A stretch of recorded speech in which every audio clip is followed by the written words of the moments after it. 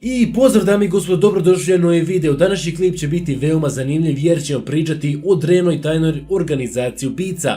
Ova tajna organizacija inspirisala igricu Assassin's Creed, ali pre nego što počne video samo ukratko da se zahvalim Sandbergu na novom gaming stolu. Sto izgleda zaista nevjerojatno i sada imam celu Sandberg opremu, metalne noge, površina od medijapana i atraktivna LED svetla koja možete kontrolisati. Sve ovo će vam omogućiti prijatan rad na računaru, sto ne zauzima mnogo prostora, tako da imate dovoljno prostora i za ajvar.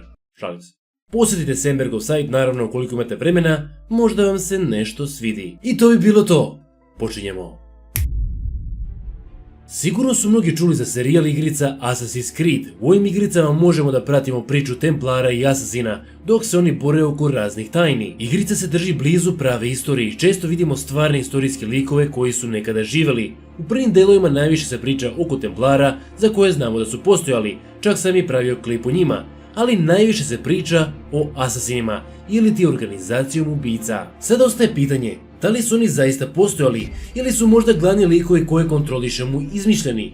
Likovi možda jesu, ali ova tajna organizacija zaista postojala i mnogima je uterivala strah u kosti. Tajni red ubica je postojao. Assassins, poznatiji po arapskoj reči hašašin ili ti grubim prevodom hašišari, su predstavljali tajni red Nizari Ismailizma. Nizari Ismailisti su se smatrali ogrankom islama ili ti sektom, nastali su oko 1000. godine i nisu svi oni predstavljali elitne ubice, ali tako su bili etiketirani. Oni su počeli sa radom u Persiji, Siriji, Turskoj, a eventualno su se raširili i ostatkom Srednjeg istoka, ubijajući političke i financijske rivale. U jednom trenutku su postali toliko uticajni da su čak 2 puta pokušali ubiti Saladina. Bezuspešno jeste, ali je bilo dovoljno da se i on uplaši. Početak Asasina se može pratiti nešto pre Prvog krstaškog rata, oko 1080. godine. Zaista je teško pronaći informacije o njihovom početku, jer većinu ranih izvora pišu neprijatelji reda. Informacije su često zasnovane i na legendama. Skoro svi izvori su uništeni kada su i Mongoli 1256. godine uleteli u njihov glavni zamak pod imenom Alamut, tako da ne znamo sve njihove tajne informacije iz njihove perspektive, ali moguće je pratiti početke ove organizacije, a u to nam pomaže njihov prvi vođa, Hasan el Saba. Koji je on bio? On je bio strastveni privrženik ismailizma, stoga bio je omiljen širom Kaira, Sirije i većeg dela Bliskog istoka od drugih ismailista, što je dovelo do toga da ima mnogo sledbenika. Koristeći svoju slavu i popularnost, on osniva red ubica. Iako su njegovi motivi za osnivanje ovog reda nepoznati, priča se da je to činio zbog političke i lične koristi, ali pre svega hteo je da se osveti svojim neprijateljima. Njega su nazivali veliki poglavar. On je nekada bio siromašni veroučitelj dok se nije odmetnuo 1090. godine od vlasti tada moćnog Seldžučkog sultana Malik Saha. Nakon što je kreirao ovaj red, Saba je tražio lokaciju koja je bila savršena za njegov glavni štab. Lokaciju je pronašao, zvala se Alamut tvrđava i nalazila se na planini. Ostatci su i dalje vidljivi u današnjem severozapadnom Iranu. Odatle počinje prava šahovska igra, kao indoktrinacija njegovih sledbenika koji su morali proći kroz rigorozan fizički i psihički trening. Bukvalno, sledbenici su ga smatrali nekakvim prorokom. Kako bi odstranio antinizarske vladare, zvadešike ili ti verske vladare, njegovi asasini su morali svaki dan rigorozno i religiozno da treniraju. Bukvalno su savladali sve tehnike, borilačke veštine, hemiju otrova, špijunažu, infiltraciju i teško su govorili nekoliko jezika, ali tehniku koju su najviše savladali bila je suptilnost. Njihovo oružje za potpis je predstavljao bodež jer se lako skrivao i bio je veoma efikasan. Kao zaštitu nisu koristili oklop ili nešto slično.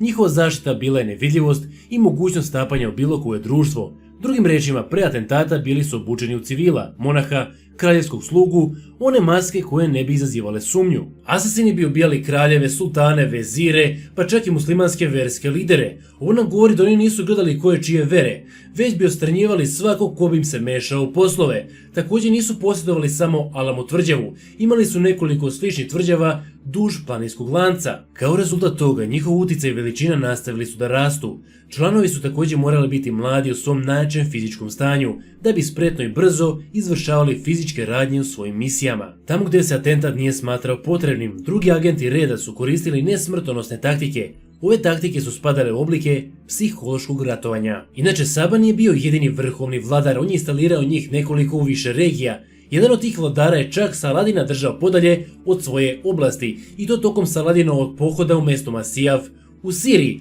Postoji priča da kada je Saladin spavao u svom šatoru i kada se naglo probudio, video je misterioznu figuru kako izlazi iz šatora. Pored njega se nalazila vruća pogača koja je bila zabijena otrovnim bodežom, što je bio zaštitni znak reda. Poruka je bila: ubili bi te da se nisi povukao iz naše oblasti. Ne zna se tačno kako je El Saba uspevao da regrutuje asasine i da ih ubedi u toliku poslušnost. Negdje stoji da je regrutovao robove u elitnu vojsku i kombinovanjem vjeronauke sa vojničkom obukom od uplašenih mladića pravio je neustrašive ratnike, od čije odlučnosti protivnika podilazila jeza. Navodno imao je čarobni napitak kojim je njegova manipulacija bila efikasnija. Prema teoriji, El Saba bi u taj čarobni napitak postavljao hašiš i još nekoliko opojnih droga, zatim bi taj napitak dao regrutima koji bi počeli da haluciniraju. Oni bi u halucinacijama vidjeli prelepo mesto puno bogatstava, zlata, lepih žena, regrut bi nekoliko sati uživao u okruženju poput raja. Onda bi Hasan rekao: ovo vam nudim, slijedite moju poruku i volju i pokazat ću vam put do neba.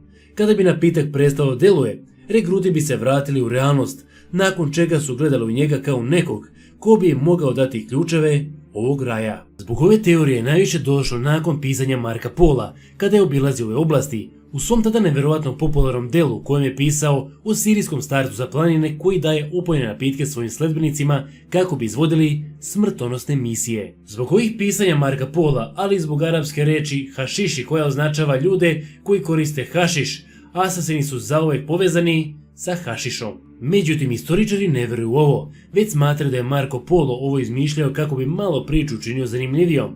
Više mi djeluje da je reč nastala od egipatsko-arapske reči hašašin. Ta reč označava problematične ljude, ali opet, ko zna. Nakon srednjovekovnih priča, ali igrice Assassin's Creed, mnogi stvore dojam da su njihove mete uglavnom bili hrišćani ili da su oni bili u nekakvom tajnom ratu sa templarima ili krstašima, pošto je tada dolazilo do krstaških ratova. Međutim, to baš i nije istina. Oni su čak imali prilično prijateljski kontakt sa nekim hrišćanima, jer 1251. godine sastali su sa francuskim kraljem Louisom IX, vjerovatno iz diplomatskih razloga. Sve u svemu nisu bili toliko zainteresovani za hrišćane. Ima jedan slučaj, ali o tome ćemo kasnije. El Hasan je pre svega bio fokusiran na tada burne promjene i podjele u muslimanskom svijetu. Stoga priča asasina čini deo velike borbe između carstava i lokalnih muslimanskih zajednica. Mete asasina su najčešće bili Turci, Selđuci i njihovi saveznici. Istakli su se svojim prvim ubistvom velikog vezira Nizama el Mulka, koji je radio za Selđutsko carstvo. Ubijen je oktobra 1092. godine kada ga je ubio asasin obučen kao sufi mistik. Tu je i kalif Mustaršid, koji je također podlegao asasinovoj oštrici. Definitivno njihov najpoznatiji slučaj predstavlja ubistvo jerusalimskog kralja Konrada od Monferata. Mnogi su to vrijeme gledali u njega kao najmoćniju osobu toga perioda. Čak se i poznati Richard Lavje srce morao klanjati njemu. U trenutku kada je ubijen, on se nalazio u dvorištu tvrđave. Tada nailaze dva monaha, njihove glave su bile spuštene. Djelovalo je kao da izgovaraju tradicionalne molitve na latinskom jezikom. Zbog nepažnje čuvara, oni ubijaju Konrada. Jedan hašašin je ubijen, a drugi je mučen kako bi izvukli informacije iz njega. Nakon ovih smelih atentata, uprkos tome što su i Selđuci i krstaši imali svoje ljude koji su imali posao da eliminišu važne lidere, svaki sljedeći atentat je pripisivan asasinima. 1219. godine vladar Harezma čini veliku grešku, inače ovo mjesto se nalazi u današnjem Uzbekistanu. U njegovom gradu grupa mogolskih trgovaca je ubijena. Kada je Džingis Khan ovo čuo, odmah je poslao vojsku u Centralnu Aziju kako bi se osvetio. Tamošnji lider asasina obećava svoju odanost Mongolima i do 1237. godine Mongoli su osvojili većinu Centralne Azije. Cijela Persija je pala, osim tvrđava asasina. Bilo ih je 100. Asasini su relativno slobodno poslovali ovim regionom. Mongoli su svoju vladavinu fokusirali na druge oblasti, međutim, to se promijenilo kada je unuk Džingis Khana, Mongke Khan, odlučio da osvoji islamske zemlje. Zaboravio sam da napomenem da je El Saba bio davno mrtav, ali naselili su ga drugi i sekta je dobro radila i nakon njegove smrti, sve do konflikta sa Mongolima. Sada spekuliše se da su se asasini pribojavali zbog toga što je unuk Džingis Khana bio zainteresovan za ove oblasti, tako da prema jednoj od teorija oni su poslali ubice da ga eliminišu, ali bezuspješno, tako da s ovim se objašnjava zbog čega su Mongoli odjednom napali asasine. Brat Mongke Khana Hulagu šalje vojsku na njihovu glavnu tvrđavu Alamut, koja nikada nije bila osvojena. Oni su im dali opciju da se mogu predati, tako da lider koji je naredio ubistvo Kana je ubijen od strane svojih članova sekte. Stoga dolazi do predaje. Mongoli su uništili Alamut i druge tvrđave kako asasini ne bi mogli da se grupišu. 1257. godine bivši lider asasina traži dozvolu da zajedno sa svojim sledbenicima dođe u glavni grad Mogolskog carstva Karakorum kako bi pokazao svoju odanost. Umjesto dobrog dočeka, oni su pobijeni. Smatra se da je ovo kraj asasina. Postoji informacija da su preostali Hašhašini 1275. godine uspjeli vratiti Alamut na neko vreme, ali da su posle toga jednostavno totalno zbrisani. Da li su? Nažalost, pošto su dokumenti uništeni, razne informacije ovog tajnog reda ne znamo, i to sa njihove perspektive. Kao rezultat toga ostajemo sa pomalo romantizovanim pogledom na ovaj red, možda najbolje vidljiv u igrici Assassin's Creed ili prema romanu Alamut slovenačkog pisca. Sam roman je verovatno inspirisao igricu. Viljem Otira je također pisao o ovom redu i izjavio je sljedeće. Njihov običaj da postavljaju svog gospodara i biraju lidera, ne na ponaslednom pravu, već isključivo na osnovu zasluga, odričući se bilo koje druge titule dostojanstva. Zvali su ga stariji. Veza pokornosti i poslušnosti koja ovaj red veže za njihovog lidera je toliko jaka da ne postoji zadatak tako naporan, težak ili opasan da se bilo ko od njih ne bi obavezao da ga izvrši s najvećim žarom. Što se tiče stvarnih asasina i asasina iz igrice, postoji razlike između njih, pre svega u idealima. Ovi iz igrice su se borili za slobodu, individualizam i nekako su bili zastupljeni globalno, dok ovi stvarni nisu. Oni su imali neke svoje druge ideale i eliminisali su protivnike svojih lidera. Također oni nisu nosili one prepoznatljive kapuljače što možemo da vidimo u igrici. Oni su mogli biti bilo ko, od seljaka do bogatih ljudi. Inspirisali su takozvane Faceless Men u seriji Game of Thrones. Vjeruje se da su svojim tajnim ritualima inspirisali druga tajna društva, mada su to sve špekulacije. Sve u svemu nekada su ih se svi lideri plašili, dok nisu totalno zbrisani. Da li su potpuno nestali ili možda neki ogranak opstao?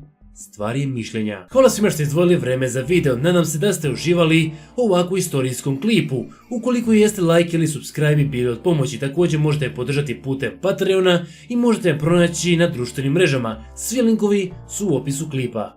Do sljedećeg viđenja, pozdrav!